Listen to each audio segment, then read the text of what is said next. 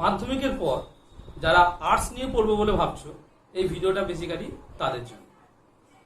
Arts নিয়ে পড়তে গেলে আমাকে টোটাল কটা সাবজেক্ট রাখতে হবে, আর কি কি সাবজেক্ট দিয়ে আমি আমার কম্বিনেশন তৈরি করব, কি কম্বিনেশন করলে আমি উচ্চ মাধ্যমিকে প্রচুর মার্কস পেতে পারি, বা কি কম্বিনেশন রাখলে আমি মার্কস পাওয়ার সাথে সাথে ভবিষ্যতে চাকরির পরীক্ষায় অন্যদের থেকে অনেকটা এগিয়ে থাকতে পারি নিজেকে, বা কি কম্বিনেশন রাখলে কলেজে আমি সেই সাবজেক্টগুলোর মধ্যে কোনো একটা সাবজেক্ট নিয়ে আমি অনার্সে ভর্তি হতে পারি, যাতে আমার কোনো বাধার সৃষ্টি না হয়। এইসব বিভিন্ন প্রশ্নের উত্তর এই ভিডিওতে তোমরা পেতে চলেছ। ভিডিওটা শেষ অবধি দেখতে থাকো, তাহলে তোমরা একটা ক্লিয়ার ধারণা পেয়ে যাবে যে তোমরা যখন আর্টস নিয়ে ভর্তি হবে তখন কি কম্বিনেশন রাখতে পারবে। ওকে, তো প্রথমে বলেছি যে West Bengal board of secondary এডুকেশনের যে রুলস, সেই রুল অনুযায়ী আর্টস, কমার্স বা সায়েন্স নিয়ে ভর্তি হতে গেলে কি কম্পালসারি সাবজেক্ট থাকতে হবে, ইলেকটিভ সাবজেক্ট থাকতে হবে, আর অপশনাল সাবজেক্ট থাকতে হবে। তো কম্পালসারি সাবজেক্ট কি? কম্পালসারি সাবজেক্ট বলছে যে ইংলিশ হচ্ছে মাস্ট, প্রত্যেককে ইংলিশ ল্যাঙ্গুয়েজ সাবজেক্টটা নিতে হবে। আর একটা সাবজেক্ট কি নিতে হবে? আর একটা সাবজেক্ট তোমাকে নিতে হবে মাতৃভাষা, বা এর মধ্যে যে কোনো একটা ভাষা নিতে পারে, যেমন বাংলা, হিন্দি, নেপালি এটসেট্রা, যে কোনো ভাষা নিতে পারো। সাধারণত সবাই কি করে যে একটা ইংলিশ সাবজেক্ট নেয়, আর একটা হচ্ছে মাতৃভাষা, যে যার মাতৃভাষা সেটা নেয়। যেমন আমরা বাঙালি, আমরা আমাদের মাতৃভাষাটা কি নেবো, যে বাংলা নেব। তো এই হলো আমার দুটো কম্পালসারি পেপার। তারপরে আসি ইলেকটিভ সাবজেক্ট। ইলেকটিভ সাবজেক্টটা কি? ইলেকটিভ সাবজেক্ট বলছে যে তুমি তিনটে সাবজেক্ট চয়েস করতে পারবে একটা নির্দিষ্ট রুলস মেনে। রুলস মেনে মানে কি? যে কোনো তিনটে সাবজেক্ট কিন্তু নেওয়া যাবে না। উচ্চ মাধ্যমিক পরীক্ষার একটা রুটিন আছে, সেই রুটিনে দুটো সাবজেক্ট যদি একই দিনে পড়ে তাহলে সেই দুটো সাবজেক্ট নিতে পারবে না। তাছাড়া কিন্তু যে কোনোভাবে তুমি তিনটে সাবজেক্ট নিতে পারো। তো সেই তিনটে সাবজেক্ট আমরা কোত্থেকে নেব? তো এখানে দেখো যে আর্টসের কতগুলো সাবজেক্ট এখানে আমি লিস্ট আউট করেছি, তার মধ্যে থেকে যে কোনো তিনটে সাবজেক্ট চয়েস করতে পারো। আর অবশেষে হচ্ছে আমাদের যেটা আছে সেটা হচ্ছে অপশনাল সাবজেক্ট। একটা অপশনাল সাবজেক্ট চয়েস করতে হবে। এই যে তোমরা এখান থেকে তিনটে সাবজেক্ট চয়েস করবে, তিনটে সাবজেক্ট চয়েস করার পর বাকি যে সাবজেক্ট পড়ে থাকবে সেখান থেকে হচ্ছে একটা অপশনাল সাবজেক্ট চয়েস করতে হবে। তো এই হলো আমার টোটাল 6টা সাবজেক্ট। কম্পালসারি দুটো, ইলেকটিভে তিনটে, আর অপশনালে একটা। তো অপশনাল সাবজেক্টটা অনেক ছাত্রছাত্রী কিন্তু রাখে না, যে একটা সাবজেক্ট এক্সট্রা রাখবো, বার্ডেন হয়ে যাবে, রাখে না। কিন্তু আমি সবাইকে বলবো যে তোমরা অপশনাল সাবজেক্টটা রাখো। এতে সুবিধা কি হবে, যখন উচ্চ মাধ্যমিক তোমরা পরীক্ষা দেবে, পরীক্ষা দেওয়ার পরে বেস্ট অফ 5, মানে 6টা সাবজেক্টের মধ্যে যে 5টা সাবজেক্টে বেশি মার্কস পেয়েছো সেই মার্কসটা কিন্তু তোমাদের অ্যাকচুয়ালি হিসাব হবে, ক্যালকুলেশন হবে। তো সেখানে ধরো তুমি এখানে যে সাবজেক্টগুলো আছে তার মধ্যে থেকে যে এখানে যে অপশনাল সাবজেক্ট নিয়েছো, অপশনাল সাবজেক্টটা হয়তো বেশি মার্কস পেয়েছো ওপরে 5টা সাবজেক্টের থেকে কোনো একটা থেকে, তাহলে সেই সাবজেক্টের মার্কসটা সেখানে তখন অ্যাড হয়ে যাবে। তো এই হচ্ছে অপশনাল সাবজেক্টের বেনিফিট এক নম্বর। তো এবার আসা যাক যে আর্টসের কি কি সাবজেক্ট এখানে আছে, আর কি কি সাবজেক্ট নিলে আমার সবচেয়ে বেশি মার্কস হতে পারে, বা কি সাবজেক্ট নিলে আমার ভবিষ্যতে চাকরি করতে বা অন্যান্য কাজের ক্ষেত্রে আমি অনেকটা এগিয়ে যেতে পারি। তো প্রথমে একটা সাবজেক্টের কথা তোমাদের যেটা বলি সেটা হচ্ছে পলিটিক্যাল সায়েন্স। শুনলেই সবাই ভয় পেয়ে যায় যে পলিটিক্যাল সায়েন্স অত্যন্ত কঠিন সাবজেক্ট, মার্কস ওঠে না, সবার মনে এটা কিন্তু একটা ধারণা আছে। পলিটিক্যাল সায়েন্সটা কি? দেখো সাবজেক্টের মধ্যে বলছে যেটা হচ্ছে একটা রাজনীতির ব্যাপার আছে। কি আছে? যে আমাদের ইন্ডিয়ান পলিটিক্স বা বাইরের পলিটিক্স, এগুলো হচ্ছে এই সাবজেক্টে পড়ানো হয়। এছাড়া পার্লামেন্টারি বিভিন্ন বিষয়বস্তু এখানে পড়ানো হয়।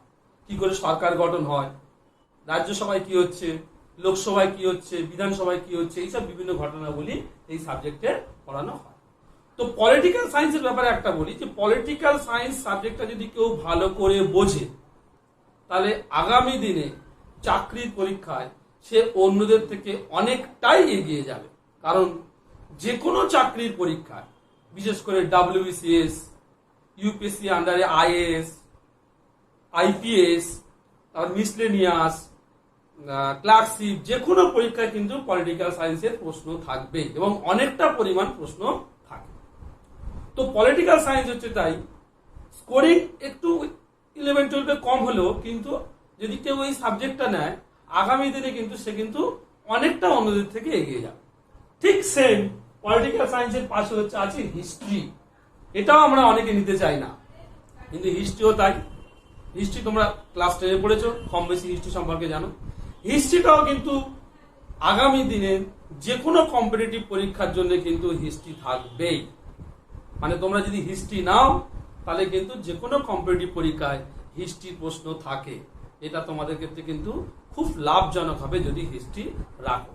এখন শুধু মার্কসের কথা না ভেবে যদি ভাবো যে আমি মার্কস তার সাথে সাথে ভবিষ্যতে আমার কাজে লাগবে, তাহলে কিন্তু হিস্ট্রিটাও রাখতে পারো। তার সাথে সাথে আমি বলবো জিওগ্রাফি, ইন্টারেস্টিং সাবজেক্ট। জিওগ্রাফিও কিন্তু যে কোনো কম্পিটিটিভ পরীক্ষায় প্রশ্ন আছে। কতগুলো তোমাকে সাবজেক্ট বলছি, পলিটিক্যাল সায়েন্স, হিস্ট্রি, জিওগ্রাফি আর এনভায়রনমেন্টাল স্টাডিজ। এই 4টে সাবজেক্টের কিন্তু বিরাট গুরুত্ব আছে যে কোনো কম্পিটিটিভ পরীক্ষায়। মানে এই 4টে সাবজেক্ট থেকে প্রচুর প্রশ্ন আসে। তো এই 4টে সাবজেক্টের মধ্যে যদি তোমরা কম্বিনেশন করো তাহলে কিন্তু আগামী দিনে অন্যদের থেকে অনেকটা নিজেকে এগিয়ে রাখা যায়। এটা হচ্ছে একটা ব্যাপার।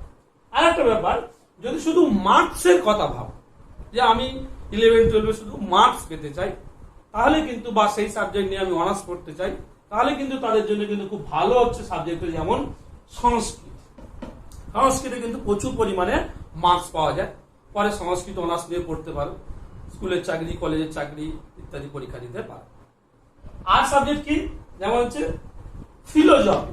ফিলোজফিও কিন্তু প্রচুর পরিমাণে মার্কস ওঠে। কম্পিউটার অ্যাপ্লিকেশন, এটাও কিন্তু প্রচুর পরিমাণে মার্কস ওঠে। হেলথ অ্যান্ড ফিজিক্যাল এডুকেশন, এটাও প্রচুর পরিমাণে মার্কস ওঠে। তো হেলথ অ্যান্ড ফিজিক্যাল এডুকেশনের কথা একটা বলি। হেলথ অ্যান্ড ফিজিক্যাল এডুকেশন কিন্তু নিতে পারো, এটাও একটা খুব ভালো সাবজেক্ট। এইটা নিলে কিন্তু পরে এসএসসি তে কিন্তু প্রচুরের ভ্যাকান্ট থাকে। যেটা হচ্ছে আমরা বলি পিটি টিচার, যেটা তোমরা শুনে থাকো পিটি টিচার, সেটা কিন্তু এই সাবজেক্ট দিয়ে পড়লে পরে পরীক্ষা দিতে পারবে। এটা একটা গেল। আর যেটা হচ্ছে সবাই একটা সাবজেক্ট নিয়ে থাকে, নিউট্রিশন আর বায়োলজি। নিউট্রিশন আর বায়োলজি বলি, যারা আর্টস নিয়ে পড়ছো তারা কিন্তু নিউট্রিশন এবং বায়োলজি রাখতে পারো নিজের ইন্টারেস্টে মার্কসের জন্য। কিন্তু নর্মালি এই নিউট্রিশন বা বায়োলজি এটা কিন্তু সায়েন্স বেসড সাবজেক্ট। যদি তোমরা এখানে নাও তাহলে কিন্তু পরবর্তীকালে যখন অনার্স করতে যাবে নিউট্রিশন বা বায়োলজিতে কোনোটাই কিন্তু অনার্স পাবে না। কিন্তু নিউট্রিশন কিন্তু যদি কেউ যদি রাখো তার একটা বেনিফিট আছে। নিউট্রিশন হচ্ছে এমন একটা সাবজেক্ট, এটা নিলে কিন্তু পরে অন্য রকমের সাথে রিলেটেড কোর্স করে অনেক জায়গায় কাজ পেতে সুবিধা পাওয়া, যেমন বিভিন্ন নার্সিং হোম, হসপিটাল, এইসব জায়গায় নিউট্রিশনিস্ট লাগে। তো সেখানে কিন্তু নিউট্রিশন নিয়ে কেউ পড়তে পারো। তবে নিউট্রিশন নিয়ে পড়তে গেলে আমি বলবো সায়েন্স বেস সাবজেক্ট থাকলে ভালো হয়। যেমন অনার্স পড়তে গেলে নিউট্রিশনের সঙ্গে বলে কেমিস্ট্রি থাকতে হবে, তাহলে কিন্তু নিউট্রিশন নিয়ে পড়তে পারো। তো নিউট্রিশনের বায়োলজি আমরা অনেক সময় আর্টসে রেখে দিই, যে যা আর্টসের সব অন্য সাবজেক্টের সাথে নম্বর ক্যারি করার জন্য, কিন্তু খুব একটা বেনিফিট হয় না। তো ওই জন্য বলছি যে সাবজেক্ট কম্বিনেশন কিন্তু একটা খুব ইম্পর্টেন্ট ব্যাপার। তুমি এমন কিছু সাবজেক্ট রাখলে অথচ যখন এইচএস পাস করে যাবে, গিয়ে যখন কলেজে ভর্তি হতে যাবে, দেখবে সেই সাবজেক্টগুলো তুমি অনার্স নিতে পারছো না, তখন তোমার আলটিমেট লস হয়ে যাবে। তো তাহলে সেরকমভাবে সাবজেক্ট পেয়ে তো আমার তো কোনো লাভ নেই। আমাকে সেই সাবজেক্ট বাঁচতে হবে যেই সাবজেক্ট ভবিষ্যতে আমার কাজে লাগে। তো সেই দিকে আমি বেশ করে বলবো, যদি চাকরি বাকরির পরীক্ষার কথা ভাবো তাহলে তোমাদের বেস্ট অপশন হচ্ছে political science, history, geography, environmental studies, এর মধ্যে রাখতে পারো। যদি বলো যে মার্কস ক্যারি করবো তাহলে বাকি সাবজেক্টগুলোর মধ্যে নিতে পারো। তার মধ্যে সব থেকে বেশি ভালো সংস্কৃত, কম্পিউটার অ্যাপ্লিকেশন, এগুলো হচ্ছে নিতে পারো, নিয়ে তোমরা কম্বিনেশন তৈরি করতে পারো। তো এইরকম ভাবে যদি নিজে থেকে যদি সাবজেক্ট যদি আগে থেকে চুজ করে নাও বুদ্ধি করে, তাহলে কিন্তু ভবিষ্যতে তুমি অন্যদের থেকে অনেকটা এগিয়ে যাবে।